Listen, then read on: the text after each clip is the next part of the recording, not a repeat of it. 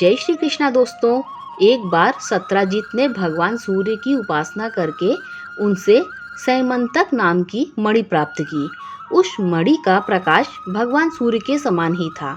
एक दिन भगवान कृष्ण जब चौसर खेल रहे थे, तभी सत्राजित उस मणि को पहनकर उनके पास आया। दूर से उसे आते देखकर यादवों ने कहा, हे कृष्ण, आपके दर्शनों के लिए साक्षात सूर्य भगवान या अग्निदेव चले आ रहे हैं। इस पर श्री कृष्ण हंसकर बोले, हे यादवों, यह सत्राजित है। उसने सूर्य भगवान से प्राप्त सैमंतक मणि को पहन रखा है, इसीलिए वह तेजोमय हो रहा है। उसी समय सत्राजित वहां आ पहुंचा। सत्राजित को देखकर उन यादवों ने कहा, अरे सत्राजित, तेरे पास यह अलौकिक दिव्य मणि है। अलौकिक सुंदर वस्तु का अधिकारी तो राजा होता है, इसीलिए तू इस मणि को हमारे राजा उग्रसेन को दे दे। किंतु सत्राजित यह बात सुनकर बिना कुछ उत्तर दिए ही वहां से उठकर चला जाता है। सत्राजित ने सैमंतक मणि को अपने घर के एक देव मंदिर में स्थापित कर दिया। वह मणि नित्य उसे 8 भार सोना देती थी। जिस स्थान में वह मणि होती थी, वहां के सारे संकट स्वयं ही दूर हो जाते थे। एक दिन सत्राजित का भाई प्रसेनजित उस मणि को पहनकर घोड़े पर सवार होकर आखेट के लिए गया। वन में प्रसेनजित तथा उसके घोड़े को एक सिंह ने मार डाला और वह मणि छीन ली। उस सिंह को ऋक्षराज जामवंत ने मारकर वह मणि प्राप्त कर ली और अपनी गुफा में चला गया। जामवंत ने उस मणि को अपने बालक का खिलौना बना दिया। जब प्रसेनजित लौटकर नहीं आया तो सत्राजित ने समझा कि मेरे भाई को श्री कृष्ण ने मारकर मणि छीन ली है।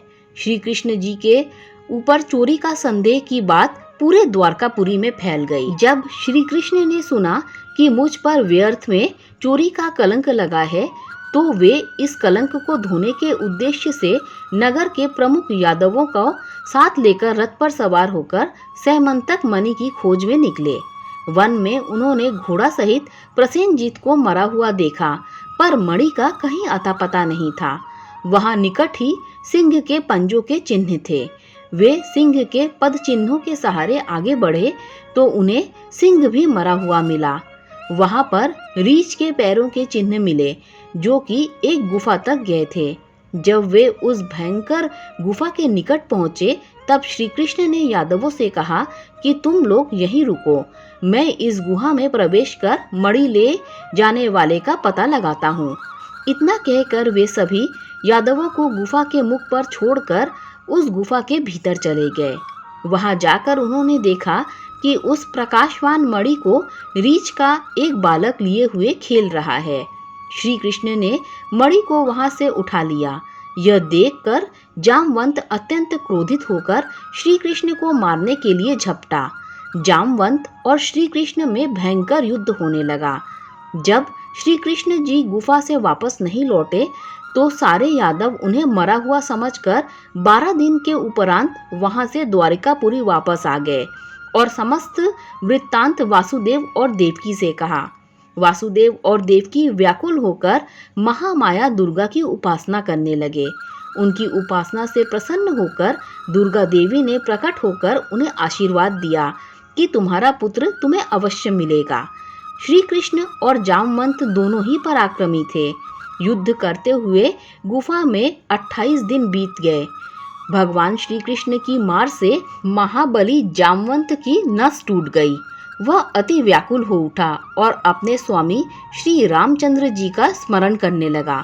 जामवंत के द्वारा श्री राम के स्मरण करते ही भगवान श्री कृष्ण ने श्री रामचंद्र के रूप में उसे दर्शन दिए।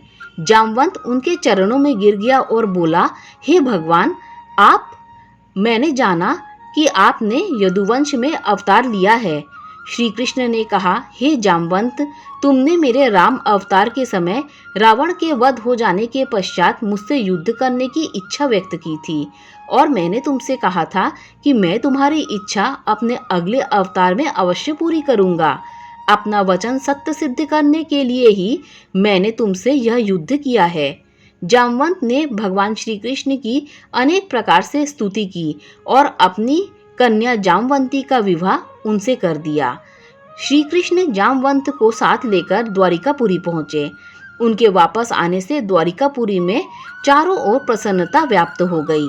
श्री कृष्ण ने सत्यजीत को बुलवाकर उसकी मणि उसे वापस कर दी। सत्यजीत अपने द्वारा श्री कृष्ण पर लगाए गए झूठे कलंक के कारण अति लज्जित हुआ और पश्चाताप करने लगा। प्रायश्चित के रूप में उसने अपनी कन्या सत्यभामा का विवाह भी श्री कृष्ण के साथ कर दिया और वह मणि भी उन्हें दहेज में दे दी। किंतु शरणागत वत्सल श्री कृष्ण ने उस मणि को स्वीकार न करके पुनः सत्यजीत को वापस कर दिया। प्रेम से कहिए जय श्री राधे।